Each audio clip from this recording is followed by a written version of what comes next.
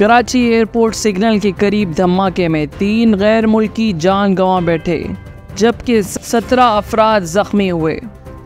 ज़राए के मुताबिक एयरपोर्ट धमाके में जख्मी होने वालों में खातून, पुलिस और रेंजर्स एहलकार भी शामिल हैं। SSP मलीर के मुताबिक कराची में एयरपोर्ट सिग्नल के करीब ज़ोरदार धमाका हुआ जिसके बाद गाड़ियों में आग लग गई।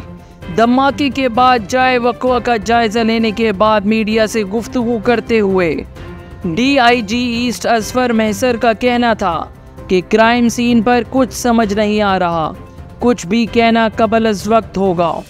उन्होंने बताया कि इब्तिदाई तहकीकात के मुताबिक एक ऑयल टैंकर में आग लगी और फिर धमाके से नुकसान हुआ। धमाके से कई गाड़ियां तबाह हुईं। धमाके की शिद्दत बहुत ज़्यादा थी। असफर महसर ने मजीद कहा कि CTD और इंटेलिजेंस एजेंसियों की तहकीकात जारी है। वाक़े में दहशतगर्दी और तखरीबकारी का अंसर नज़रअंदाज नहीं किया जा सकता।